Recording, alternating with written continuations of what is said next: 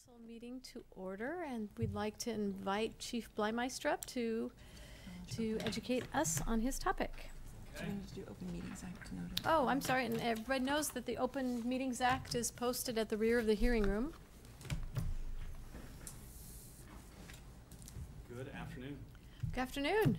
Welcome. This is Officer Luke Bonkowitz, and Luke has a lot of expertise in this particular area. So the reason I just even wanted a little bit of time is to kind of showcase all of the different partnerships that the Lincoln Police Department has outside of our agency. And really every one of them is just an effort to look at what we do. Are we doing things the way that we should be? And have a fresh set of eyes. Maybe there is something that we can be doing a little bit better. And it's this procedural justice model where we are seeking input a lot of times from the people that we serve and incorporating that into our policies, our practices, and our training. And so this is just kind of a summary of the different partnerships that we have with some higher educational facilities going on right now. First is the national level youth gang membership risk factors in Lincoln Public Schools. And we are partnering with UNL Center on Children, Families, and the Law. And what this particular program looks at is it's assessing gang membership risk factors across 5 developmental domains. Basically, if we can predict what brings about youth gang membership, then we should be able to prevent it. And we can share this information with our community partners, such as LPS, to promote awareness and action. Right now, we are partnering, and Luke is doing a lot of the heavy lifting on this particular project, with Carrie Gensler and Danelle DeBoer from Doane College. And what we've asked for them is to complete an analysis from outside the walls of the Lincoln Police Department to look at our hiring process, from application through the offer of employment. Are we being fair? And we're looking at ethnicity, gender, and even a deeper dive into, are we being fair to people that have differing work histories, things like that. And they are still in the process of completing that particular analysis.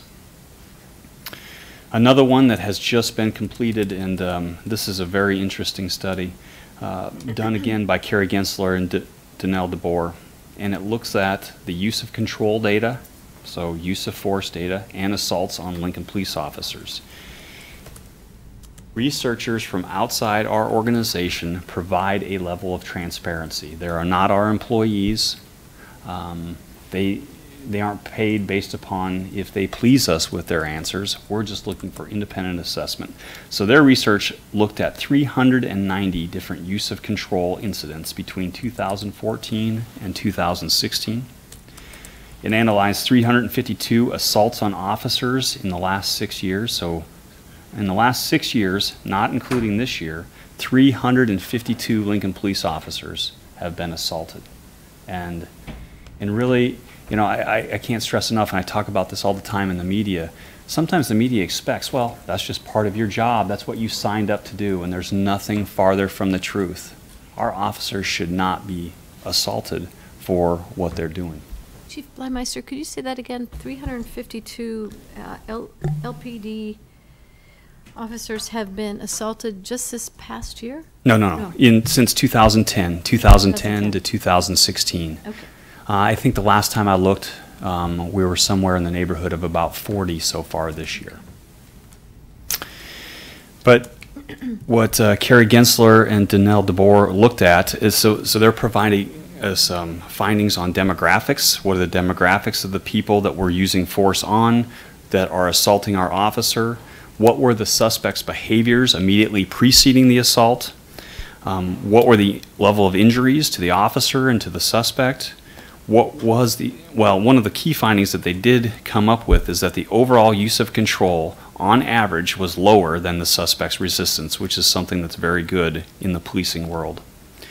And then they also talked about how when encounters grow to the ground, so when the officer and the suspect go to the ground, in a majority of the cases, both are likely to be injured. We take all of this information and then we put it into our policies and especially into our training practices. So that's where it provides so much benefit. Some of the other ones that we got going on right now. Dr. Brandon Helding, he is looking at racial disparity in traffic stops. Dr. Brandon Helding was originally, and I'm not going to use the word employee, he came to us with the ACLU, and they wanted to look at our traffic stop data, and we gave them everything. Well, for whatever reason, there was a parting of ways between the ACLU and Dr. Brandon Helding. And then Dr. Helding comes later on to us and says, you know, I have this information. This is a worthwhile project.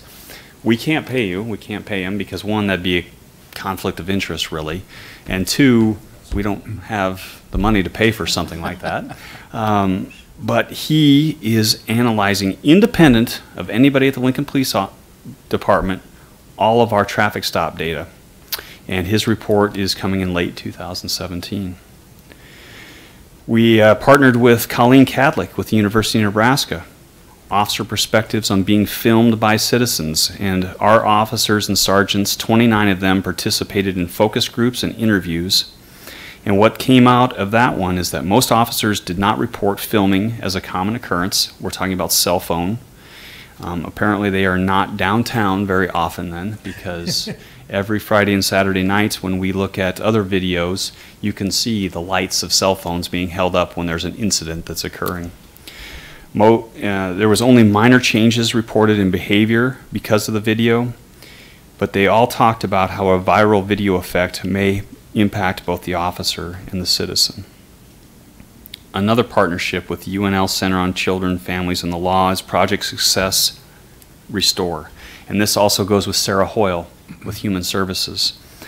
And it's an intervention diversion program to prevent youth from deeper immersion into the criminal justice system. And really another big point of this was try to reduce the racial disparities that occur in the infancy, because we're talking about 7th to 10th graders, localized to middle and high schools.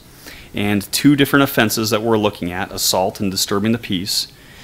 And so really these individuals, they're held accountable. They don't get a pass if they're involved in this particular kind of behavior. But if they aren't already on probation or diversion for some other kind of offense, then restorative justice practices are employed. They're given this particular choice. We get their family involved, and we're really looking hard at, does that prevention of a deeper dive into the criminal justice element itself prevent them from having other things future in their life? Problem-oriented policing, the Burn Jag Pass-Through Grant. So this one is a really interesting study and something that we do all the time. We look at very small reporting districts. And those of you that are familiar with how, we talked a lot about reporting districts in our analysis on team boundaries. We're taking small ones, one on the Northwest team, one on the Northeast team, and then we go back in history and we use all Part 1 crimes, so murder, robbery, rape, theft, auto theft, for that reporting district for a series of years, and also all narcotic-related offenses for the number of years. And then we have two control groups on the Southwest team and the Southeast team. We use some practices to try to reduce narcotic and Part 1 crimes, police saturations, tracking of our communications between landlords and homeowners, community meetings, knock and talks, which is this a police strategy where there isn't enough. We have a report of a crime occurring, but we don't have enough to make an arrest, and we're going out knocking on the door and saying, Carl, did you steal this? Well, no, I didn't. Well, can we come in and take a look and make sure that this particular thing that we are alleging that you may have stolen isn't in your home? So it's a proactive approach. Neighborhood surveys and, again, community events. Lincoln Police Department is really, really good at community events, as evidenced by a couple this weekend with Catch a Cop on Saturday, and then Streets Alive. We had a big presence at Streets Alive in Belmont yesterday. Just a couple other things, and I brought Luke here because Luke has done some great, great work on the evaluation of the Mental Health Association's REAL program. Luke has done a study, and that study found that there really was no effect when we make a referral to the MHA program, and that referral is they make contact with the individual. There wasn't any reduction in the number of times these particular people were arrests in comparison to someone who was not contacted by an MHA representative in the 12 to 36 months following that contact. But there was a decrease, a significant decrease in the likelihood that these individuals would be, that there would be the subject of a call for service for a mental health investigation, and even better, that they would be placed in emergency protective custody. So what that shows is that the REAL program makes a difference. Luke also did an in-depth study looking at, hey, we changed our policy on impounding vehicles of suspended drivers. The real question that we looked at, does impounding the vehicles reduce recidivism among suspended drivers? And the analysis showed yes, in the next 6 months, it was reduced by 28%. So 28% less times individuals are driving when they have a suspended or a revoked license. And then finally, I think one of the best works that I've read, and you finished this in November of 2016, I believe. About a year ago. He took a deep dive, similar to what Dr. Brandon Helding is doing, into looking at the disparity in our traffic stops. Is there evidence of racial profiling occurring? We're asking ourselves these questions because the disparity exists. There's no argument there. And if there's something that we are doing, whether implicitly or explicitly, then we need to change that. And what Luke's analysis has shown, what another independent analysis has shown, is that we cannot prove that causation of profiling leads to that disparity. And that's why we've asked Dr. Brandon Helding to take a look at it too. And we have hypothesized other causations for that. The important part is that I was just in Charlottesville, Virginia, 2 weeks ago, meeting with 50 plus police chiefs and sheriffs of similar sized agencies across the country. There aren't policing agencies around the country with these kind of partnerships. And I think it speaks volumes to the professionalism that we have here. So, questions? Yeah. Go ahead. You know, it's kind of a smorgasbord. There's a lot to choose from there that you've Yeah. thrown out. So in terms of gang issues, I think that was one of the earlier things you mentioned. We're working with, who are some of the partners that are at the table when we're doing that work? Good question. That one is the UNL Center on Children, Families, and the Law, but also the partnerships are going throughout with Operation Tipping Point. Our gang focus is multifaceted. So we have enforcement and suppression. We have education, which is a big part of what the gang unit does.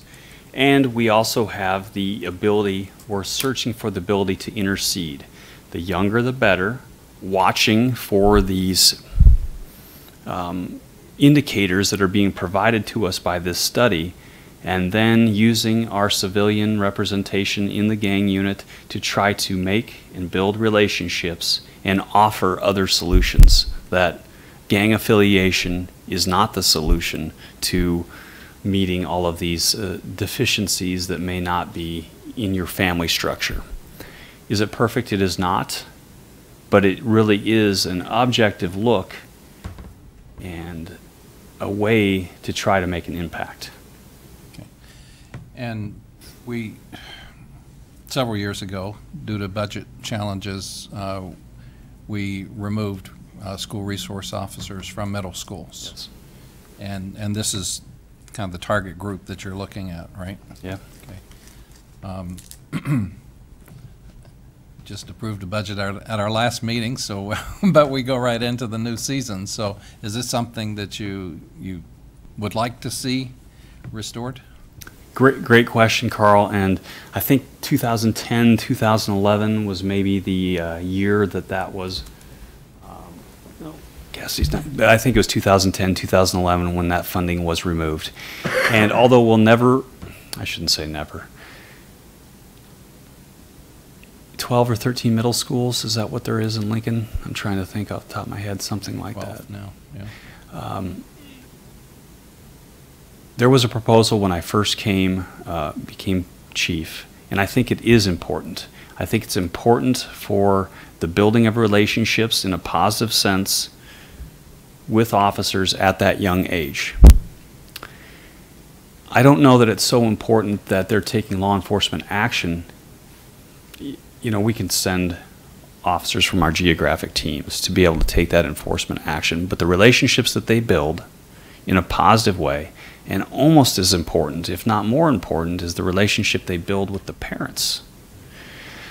So yes, that is something that we continue to look at. I have spoke in the past since in this role with Dr. Steve Joel, and we believe it's important. Again, it's always just a balance of where did those dollars go. So, Okay, thanks. Marianne? Thank you so much. I mean, it's been impressive to hear these presentations in the past as well as today. Just, I want to say you were with us before. Alan Green, I think, was here talking about work done to have mental or behavioral health professionals follow up with people who've had contact with law enforcement. And I know you have to often respond to calls that then are actually really not for LPD, but better served by other agencies. So knowing that you're working in partnership, not just during those times, but on an ongoing basis, just gives me a lot of confidence that people have a better chance of getting their needs addressed. As you think about needs going into the next budget cycle, how does what you're learning through all these studies shape what you think you might want to, how you might, redirect or shape your request for resources? How do you think you might be looking at doing things differently at all, if at all, in the next 2 years based on what you're learning from, Luke's work, the partnerships with others? I'll take a stab at that. These all are different, very specific areas of our operations that we're taking a look at. Really, when you analyze the 120,000 plus calls for service that we have every year, a very, very small percentage of those calls relate to actual crime itself.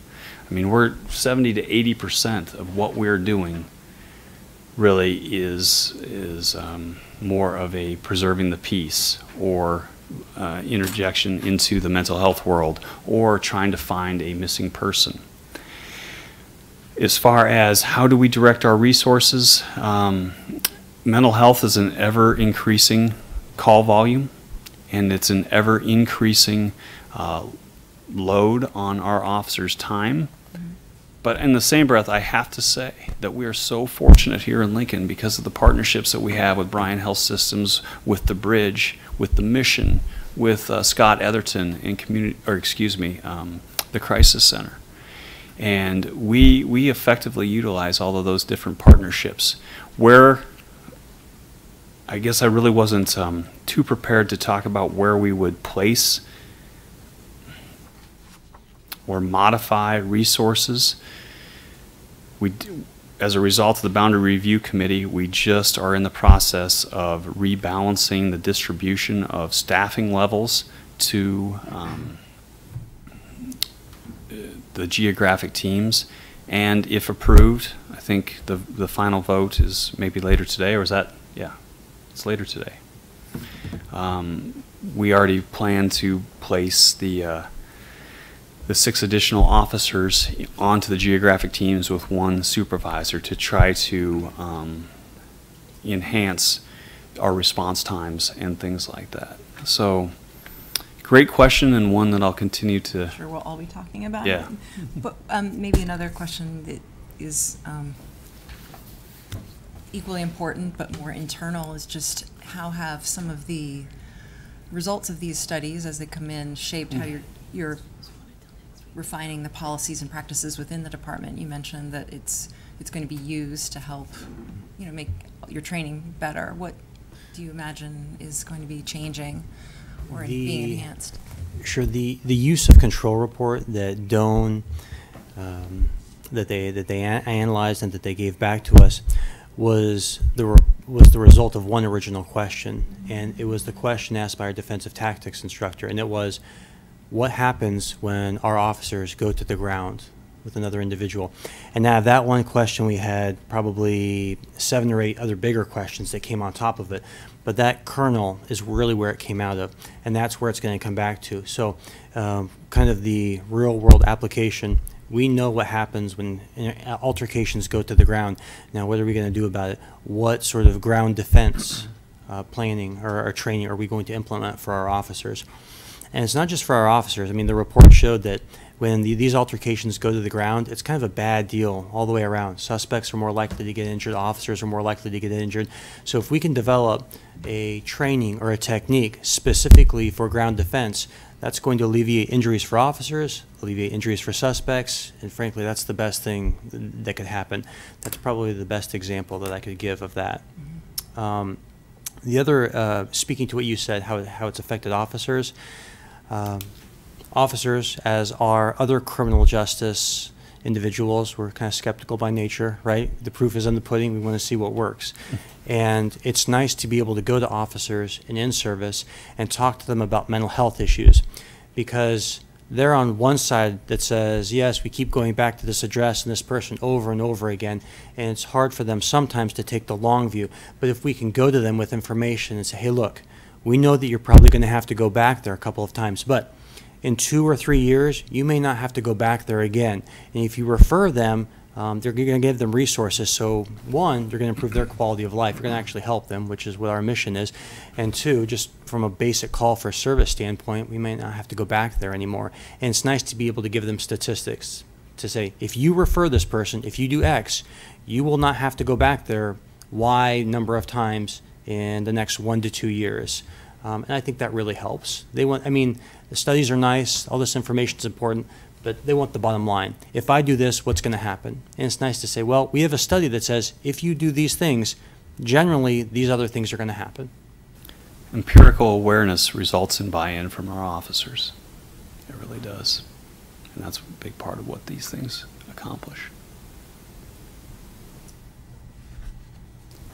Chief Bleinemeister, you had mentioned that Dr. Brandon Helding is looking at the disparities in traffic stops, and I know that you gave a presentation to a neighborhood group about this, and they offered their feedback as well, and their perception is the reality, and the numbers seem to substantiate some of their reality that they are seeing, and.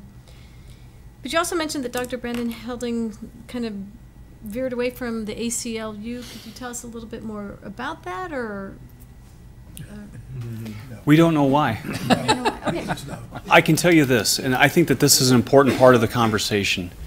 Because do not hear me, because I am not saying that I'm not speaking disparagingly at all about the ACLU.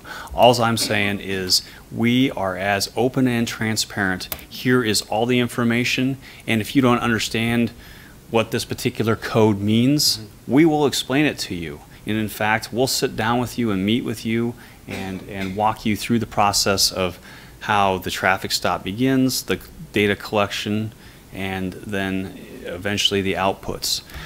And so we're thankful that Dr. Helding on his own accord came back to us. Again, we're not a paying customer, and he has to put food on the table, as we all do, and so he'll get to it when he can. He has the information, and I know he's made progress because Luke has met with him, I've met with him. Yes. So. Also, can you talk a little bit about your partnership with Doane College? You said about the application, I guess the selection and hiring process. Are we making headway, and when will that study be done? I'll let Luke. Yeah. So we started both of these projects. We met with Doane this summer, and we had some ideas that we wanted to do. They had some ideas, so we came together and figured out what our two or three projects were going to be. And because of their schedule, teaching, and the availability of graduate students, they started with the use of control data because that data was immediately available. So that's why that one went first, because we had a database that was built for us by students. So we didn't collect the data. They built it for us. They gave it, we held on to it, and then we found a partner who could analyze it, and we gave it off to Doane. Now the second part of it, the hiring practices, the reason why that is a little bit delayed is because we are going, let me step back. We have 2 hiring cycles each year, one in the fall and then one in the spring.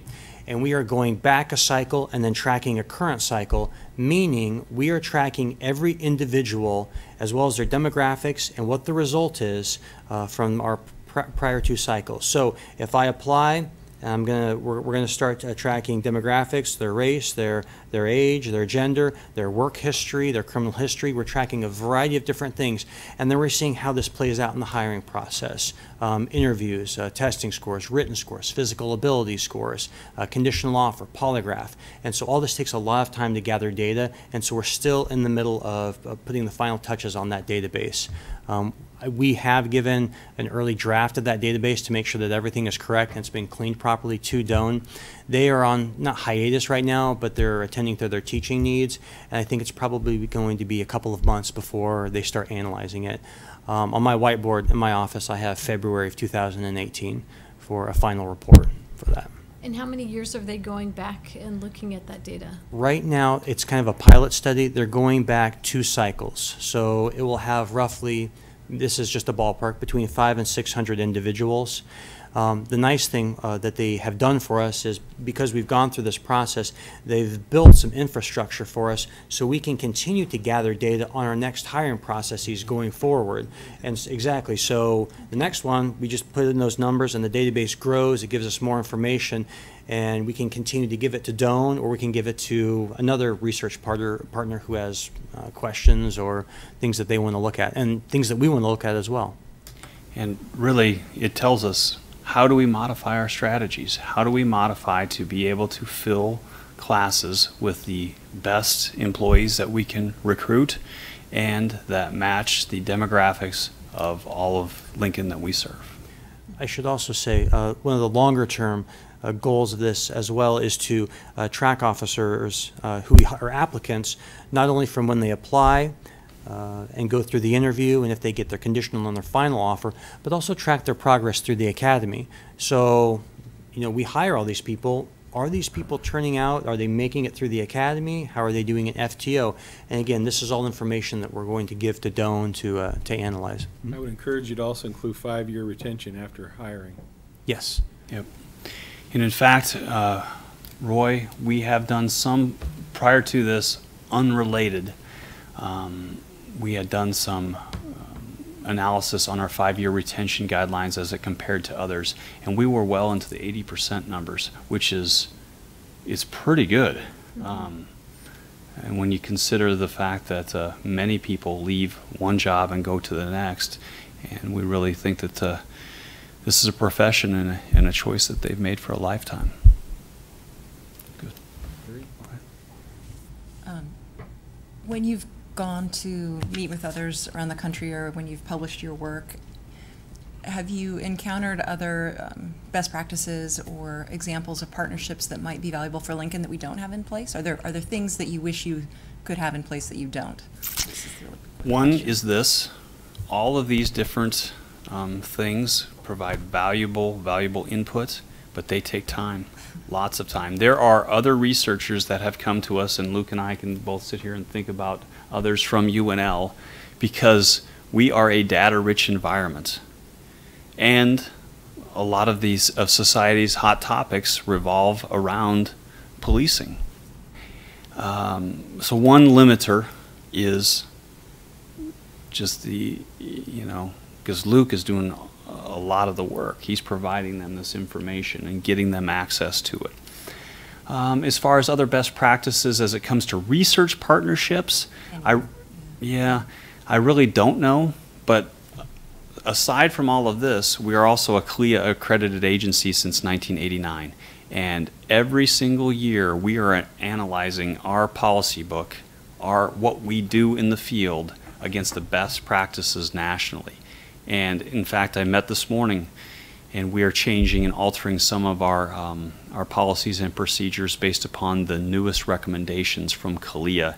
And then, you know, that has a cascading effect. It goes into our policy book, into our training, and then into practice and supervision on a daily basis. So, yeah, I don't know if that answers exactly what you're saying, but.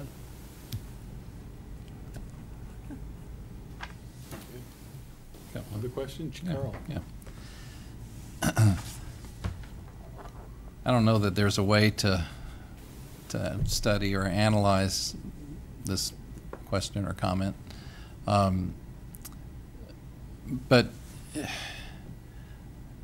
seems like sometimes when there's conflicts between law enforcement and the public, this isn't blaming. It's just what appears. Like sometimes the reaction on the side of law enforcement isn't defusing. It's kind of accelerating the conflict. What can be done? What is done to help officers when they're in those difficult situations to, you know, for their good, for the other individuals, for the community? What can be done to help calm things at that point? Thank you. De-escalation is key, and it is incorporated into not only our policies but our training. And although it's a buzz term currently in our profession, it has been part of the training for the Lincoln Police Department and for the Lancaster County Sheriff's Office for at least 20 years, 20 plus years that I've been involved, and probably much longer than that. But what you're saying is correct, and we witness it. We witness it because small snippets of video, as we talked about, capture these incidents, and then these incidents go viral, and it defines a profession, and we have to recognize that. So we have to have a constant recognition of we can do better. We can do better, and I think, and that requires buy-in. I can tell you that when we see these snippets of video from across the nation, we will take them and we'll sit down and we will tabletop them and say, could that happen in Lincoln, Nebraska? And oftentimes the answer is yes. The tragic events in volatile situations can happen. What can we do? As Jane mentioned, and it's not just the chief of police, but there's an expectation across our agency that we're out in the community, and we're not just out there standing post, but we're out there engaging the people that we serve, building those relationships, recognizing that bad things are going to happen, because they are, and then hopefully that trust has been built up over year after year, decade after decade, so when it does, that we'll hold ourselves accountable. And then it comes to that too. It takes administration to say, that was wrong, these employees did not act correctly, and they'll be held accountable. And in the same breath, if they did do things that were right, even if portrayed in a negative image, it's important for us to say that too, even if there is pushback on that kind of conversation. Thank you. Okay. Mary. This is for you, Luke. The article that you published with Alan Green, Casey Moyer, and Joe Wright. Just curious what's come of that, and you know, how, if you've had a lot of interaction from other people in other communities who've been interested in the work that you did on, you know, post mental health crisis and I personally have not. I will get an email periodically. I wish they were here today because it's my understanding that MHA routinely goes to other communities and helps them not necessarily set up, you know, pillar by pillar exactly what they've done, but gives them some general guidelines for what has worked for them. And so I know that they have had those conversations with other folks. I suspect that because we had the initial article, which was the kind of 6-month pilot study, and we're wrapping up, putting the finishing touches on the article that's our longitudinal, our 3-year study. And I think once that goes out, probably Police Quarterly is where we're thinking, I think we probably will start to see more interest. It's one thing to do it for 6 months and show results. It's quite another to say, you're not going to see results for about a year. It's that long-term impact, and I think that's going to shake some people, and I think it's going to cause some people to realize that long-term investment in non-police alternatives is really where the money's going to be. And I think there will be a recognition that it works because it's easy, and it is not an overwhelming price tag. But really what you need is a community partner like the MHA that is so invested in trying to make this a great place to live. And I think there will be people that will be adopting that model. Okay. Thank you, gentlemen. Yes. Bet. We'll reconvene at 2 o'clock.